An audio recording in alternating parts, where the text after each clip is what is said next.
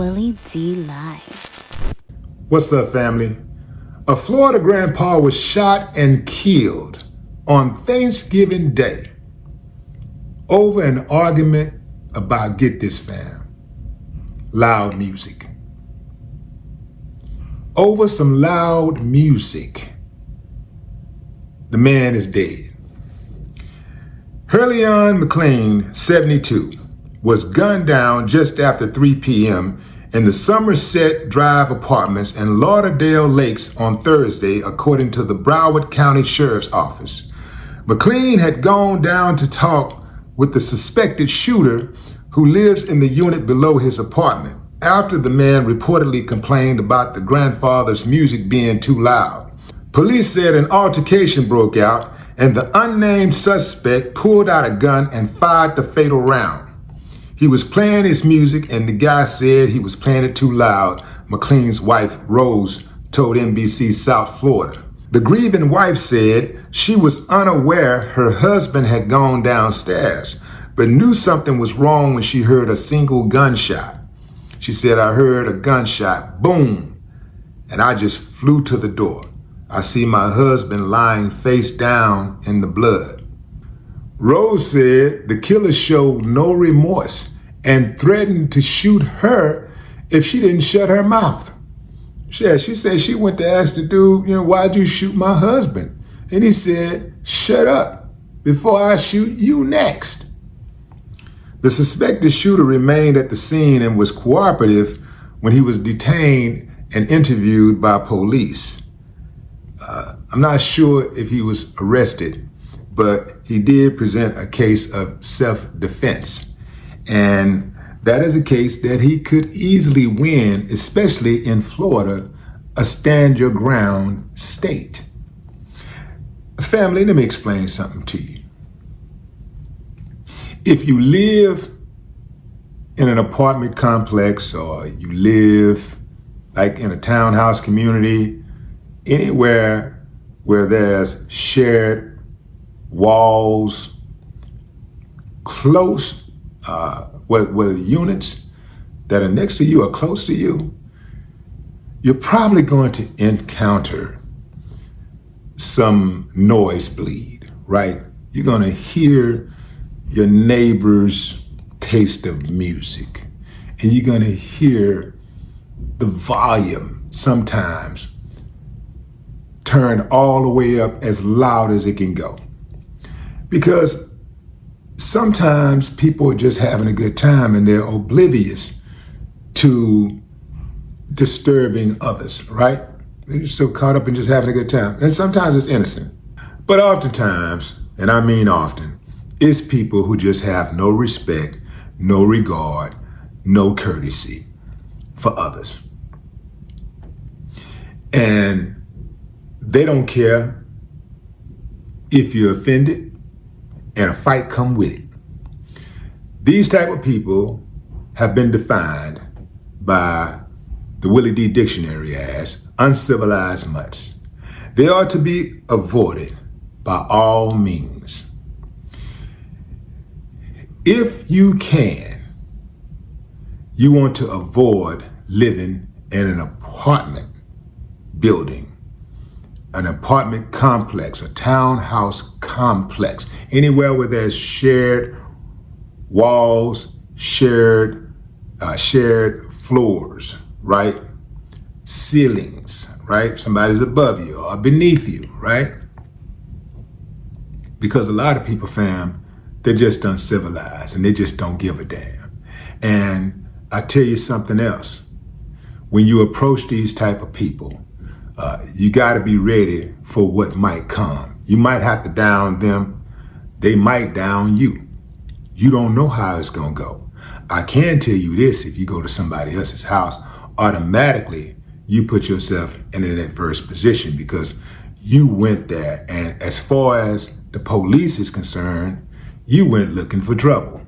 Yeah, you went to tell them to turn the music down, but you went looking for trouble. In this situation, this guy goes to confront the guy who says his music is too loud. Usually it's the other way around. So something tells me that if dude was complaining about the music, and he went down to check him about it, perhaps, he got out of pocket with his verbiage, right? And maybe dude took exception to it. The thing about it, anytime you go to somebody else's house to confront them about something, you probably want to presume that they got that thing on them. That's what I would do. Because otherwise you're walking into an ambush. The name of the game, fam, when you have neighbors, is peace. Wherever you lay your head, you want to have peace, man. I know some of these neighbors, they uncivilized, man, and you don't want nothing to do with them. You don't want to talk to them. You don't want to reason with them because, you feel like they stupid. They don't know how to reason. So you just say, F it. They say F it, you say F it. Nah, fam. If you're going to live there, if you're going to lay your head around them, you want to try to look out for each other. Even if you got a bad neighbor, you need to try to look out for your neighbor and impress upon your neighbor that, look, man, I'm going to look out for you. Look, man, we need to look out for each other, right? Try it. Some of y'all got bad neighbors right now. Some of y'all ain't talked to your neighbors in months or years. Try this. I promise you it'll work. I can almost guarantee you that it will work. Go to your neighbor and say, hey, man, I know we got off to a rocky start, but look, man, we neighbors and we need to look out for each other. Maybe you saw something going on at their house and you stopped it. They're going to appreciate that, right? Or you check somebody, you ask them questions or whatever. Neighbors really appreciate when you look out for them, Sometimes I see stuff going on with my neighbors. Sometimes they might have a package and the damn delivery people leave the package outside of the gate where anybody can just roll through and pick it up. And sometimes I've picked up the package and brought it to my neighbor's door. And they just be so damn thankful for stuff like that. Little things, right? In life, your actions have to be consistent with the outcome that you want. If you get a signal that you're low on gas while driving and you stop at the gas station, you're probably going to be all right. But if you keep on driving, eventually you're going to run out of gas and perhaps be stranded on the road. Now, which outcome would you prefer? When you're going down to your neighbor's house to confront them about loud music or anything, you have to think, what is the worst thing that could happen? They might take it the wrong way and they might want to get physical. It might not just be a conversation. Are you prepared for that? Are you prepared for somebody to whip that thing out and end the discussion? Because a lot of times when people have guns, they think that the gun is the problem solver, when in actuality, the gun ends up creating more problems for them because most people don't really know when to use their weapon on someone, right? So they end up shooting people, killing people, and they ain't never had no problem with the police. But now all of a sudden, they're in jail for 20, 30 years for killing somebody. I'm sure when dude went to confront his neighbor, he didn't say to himself, I want my outcome to be that I go down there and confront him and he shoot me dead. I'm sure that is not the outcome that he wanted. But obviously, his actions were not consistent with the outcome that he wanted. So y'all be careful out there, fam. Be very careful when you're confronting neighbors because remember, they're hot too. It's not a good time to confront somebody about something when they're mad. You're mad, they're mad. Logic kind of just goes out of the window when people are in a heated discussion. And oftentimes people panic.